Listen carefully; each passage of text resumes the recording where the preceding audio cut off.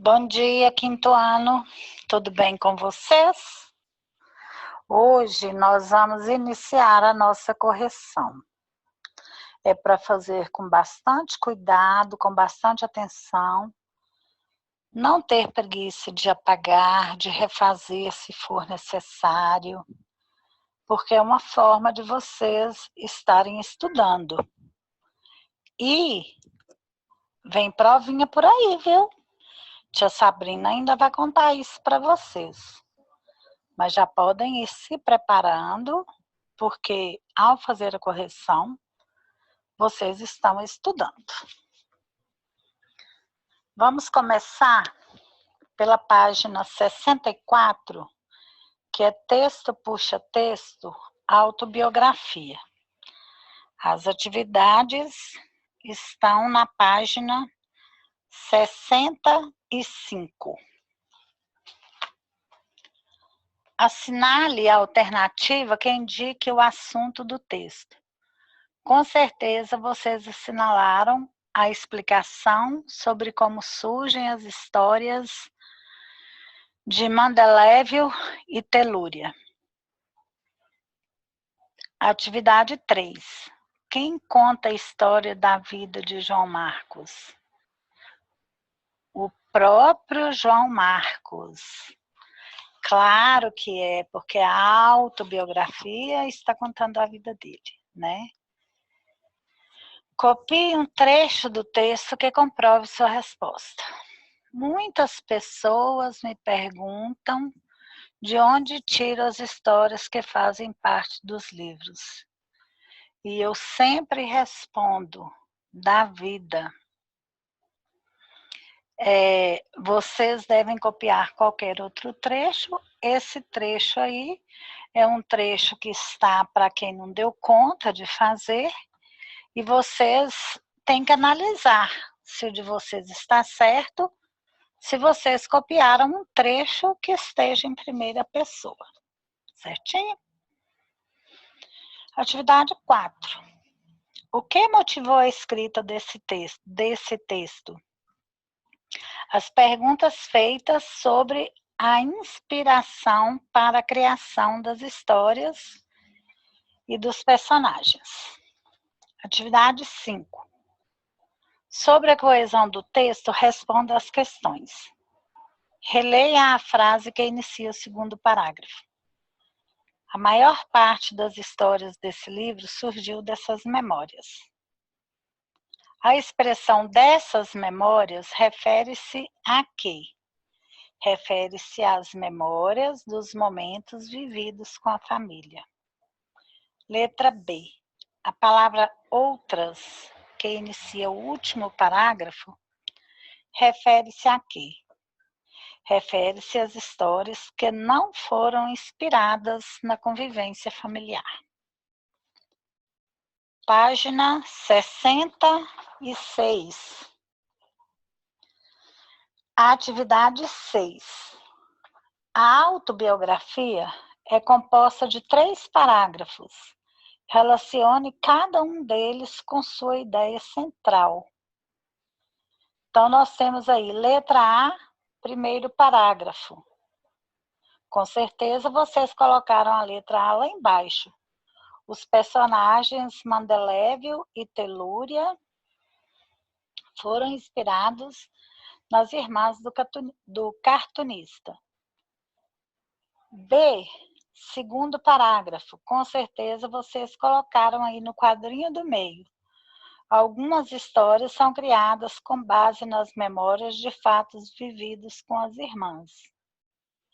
E a letra C, terceiro parágrafo, com certeza vocês colocaram no primeiro quadrinho.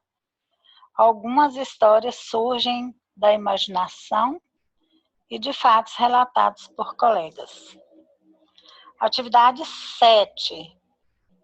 Marque os períodos de vida que o ilustrador retrata em sua autobiografia. São os períodos de criança e época atual. A atividade 8. Algum fato contado pelo ilustrador que se parece com algo que aconteceu também com você? Comente isso. É uma atividade pessoal que só vai ser apreciada depois.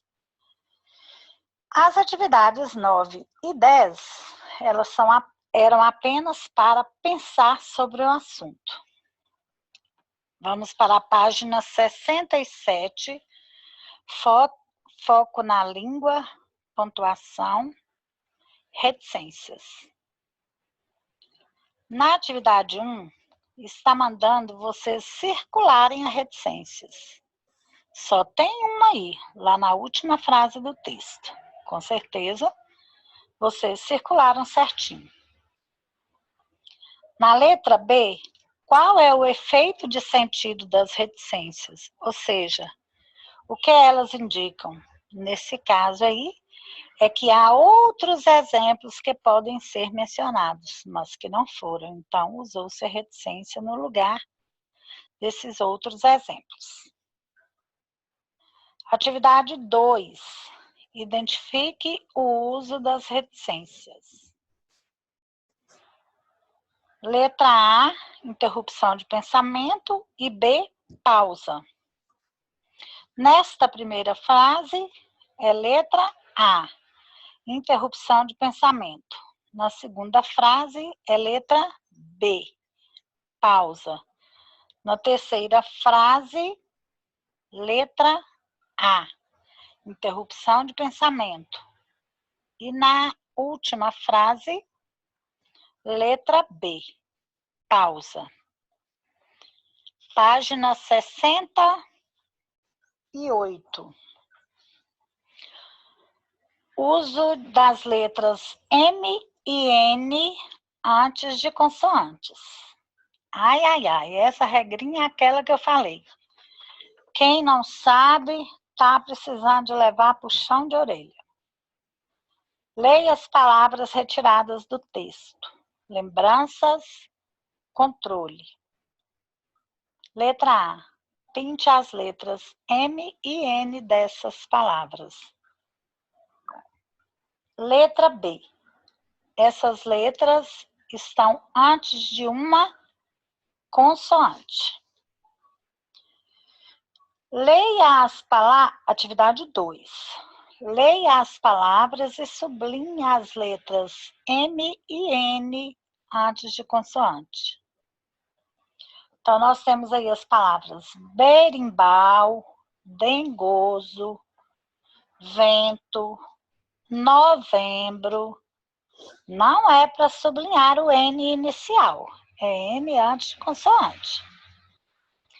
Inteligente, canja, anjo, lamparina, tempo, amparo, ímpar, pomba, bombom, canto, embora, antigo, campo, conforto, ventania.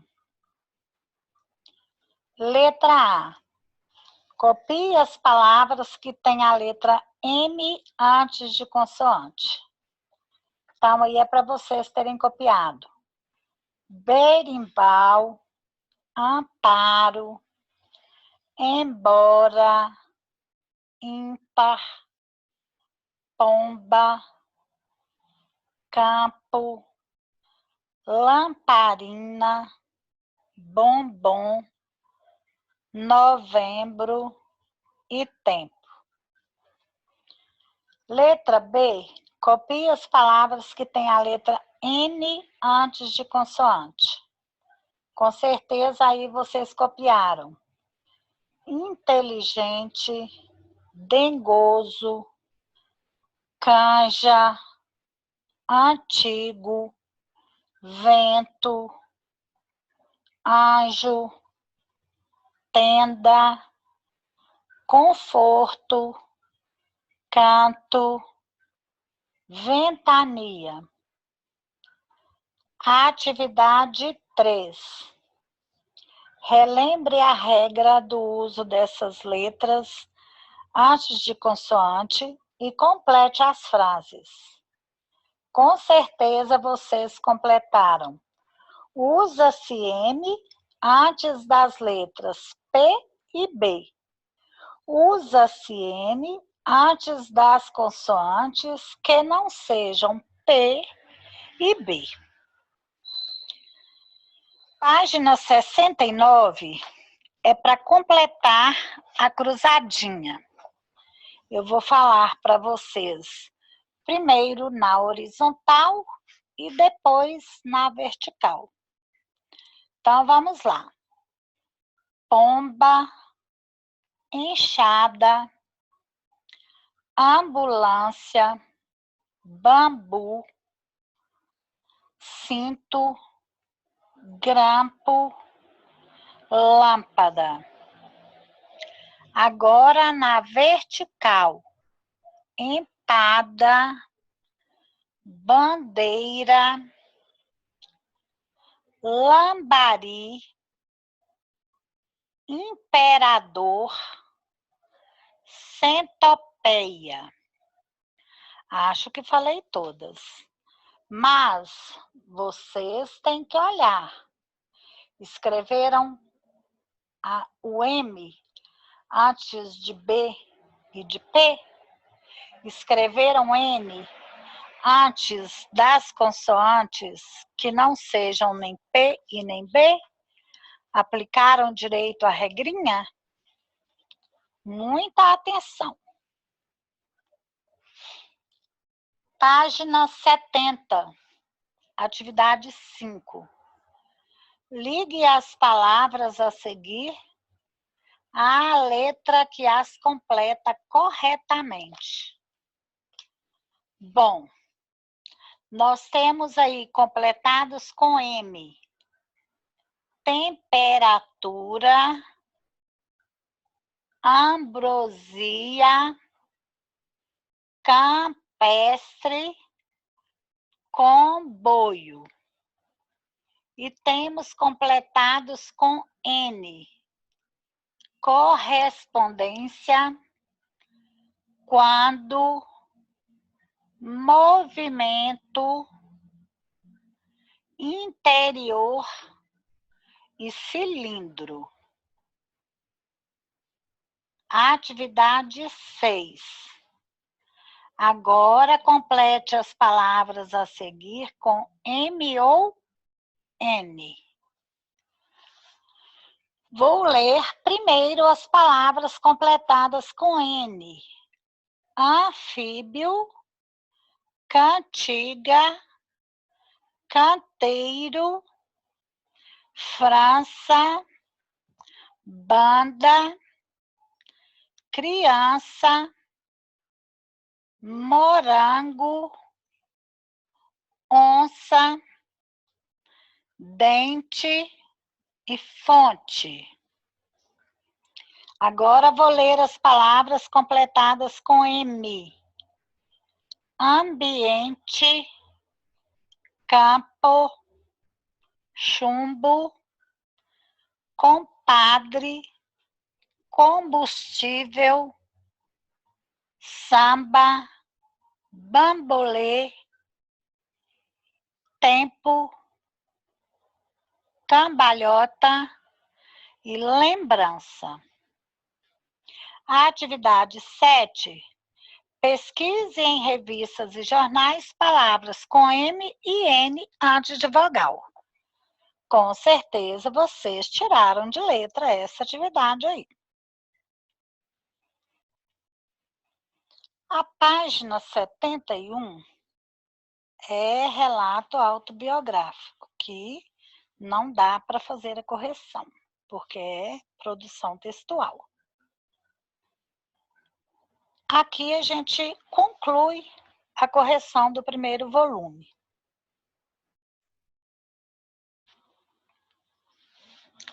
O volume 2, ele começa na página 3, mas, na verdade, as atividades se iniciam na página 5.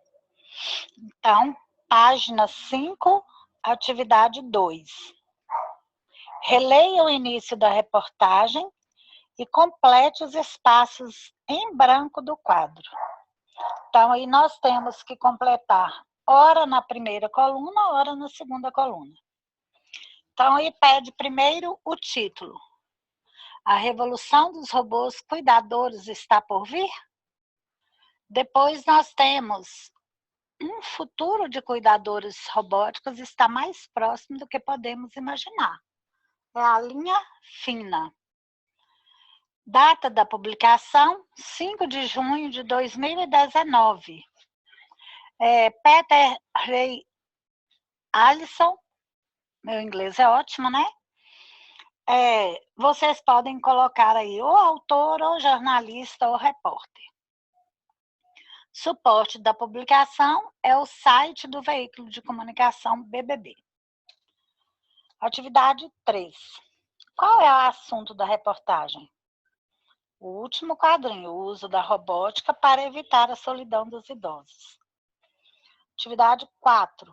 Assinale as afirmativas corretas a respeito do título e da linha fina.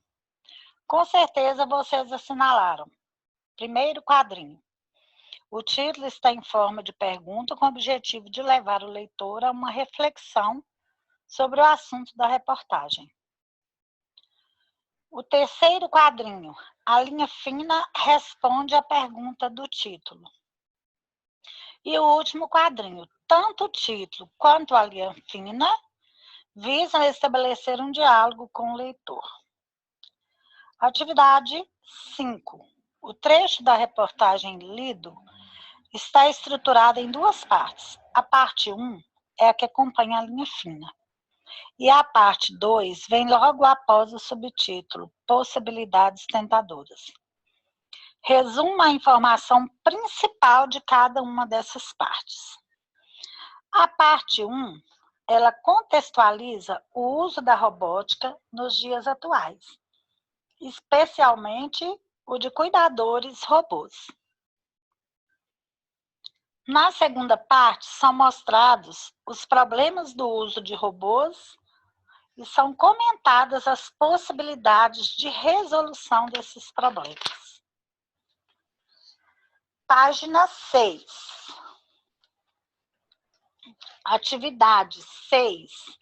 Ela é mais conversa aí na letra B, né? E na letra A, são mencionadas 3 obras destinadas ao entretenimento. Que obras são essas? Eles citaram aí os filmes Frank e o Robô, e Eu, Robô, e o desenho animado Os Jetsons. A letra C, com que objetivo essas obras foram mencionadas? Então, eles mencionaram essas obras não só para contextualizar o assunto, mas para atrair a atenção do leitor. O tempo dessas narrativas, ele é do futuro, que é comum o uso de robótica no cotidiano das pessoas. O texto, porém, demonstra que esse uso pode estar mais próximo do que foi previsto. Então, robô, uma coisa que estava assim, longe de acontecer, né? A gente achava que ia demorar, e, no entanto, já está acontecendo. Atividade 7. No título, aparece a expressão robôs cuidadores. Qual é o significado dessa expressão? Robôs cuidadores são aqueles criados para dar assistência aos idosos, para cuidar dos idosos, para fazer companhia para os idosos. Letra B. De acordo com o texto, por que esse tipo de robô é necessário? Porque a população do mundo está crescendo cada vez mais e é necessário que haja mais cuidadores para cuidar dos idosos. Para escrever uma reportagem, os jornalistas costumam entrevistar pessoas relacionadas de alguma forma ao assunto tratado no texto. Trechos dessas entrevistas são reproduzidos no corpo da reportagem. Releia este trecho. Esses robôs são seguros por natureza devido às propriedades materiais de que são feitos, diz Helge Urdeman, roboticista da University College London. Ai, mas meu inglês é maravilhoso, né? Mas não vem ao caso. Eu sou professora de português. Tia Adriane, que tem que saber inglês. Letra A. Sublinhe o trecho que representa a fala de um dos entrevistados. Esses robôs são seguros por natureza devido às propriedades materiais de que são feitos. Que sinal de pontuação marca o início e o fim desta fala? Foram usados as aspas. Letra C.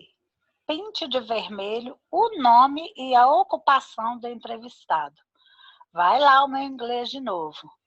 Helge Wunderman, robotista da University College London. Trem bom, hein? Circule o verbo que identifica que se trata da fala de outra pessoa.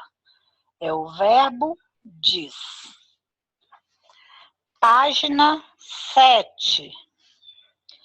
Esta atividade 9, ela é apenas para vocês pensarem sobre o assunto, porque é comum em reportagens a transcrição de fala de especialistas.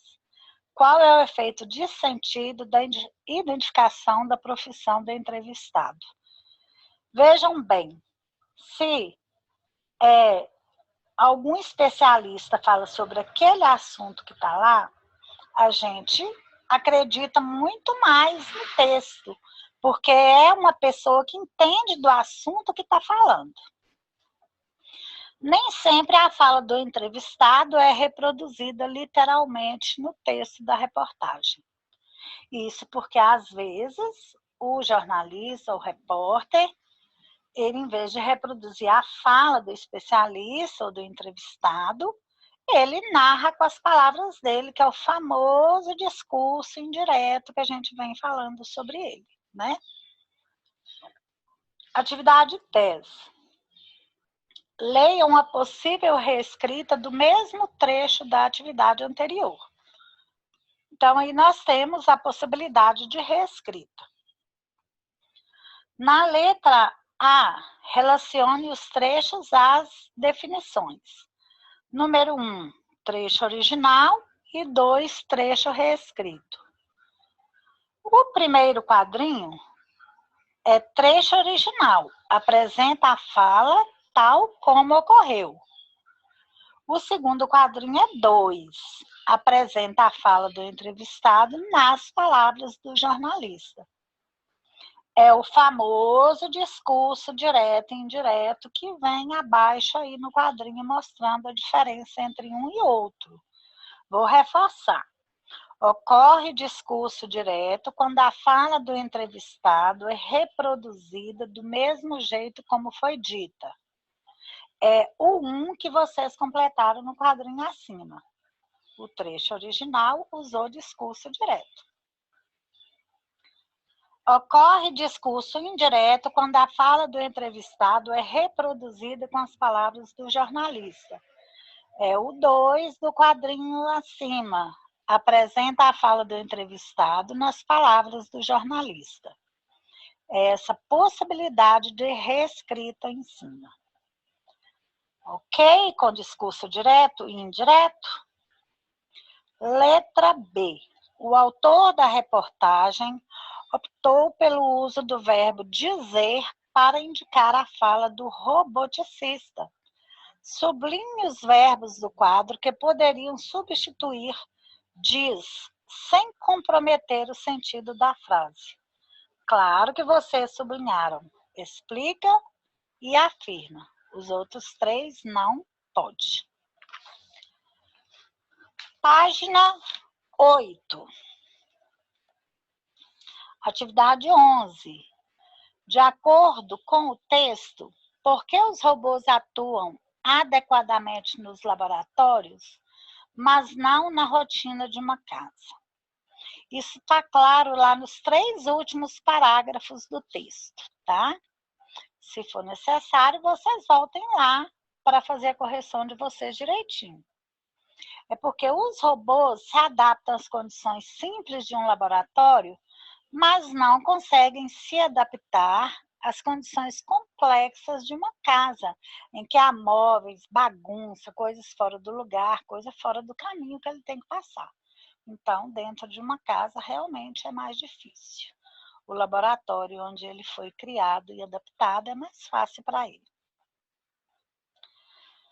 A atividade 12 é apenas discussão sobre tudo que foi falado aí, e é uma discussão que só é legal se acontecer lá dentro da sala de aula. Então, não temos correção.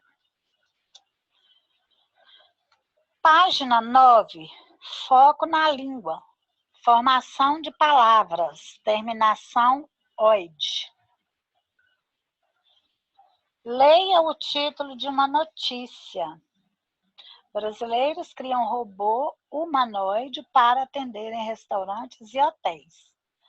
Qual é o significado da palavra humanoide? Se necessário, consulte um dicionário.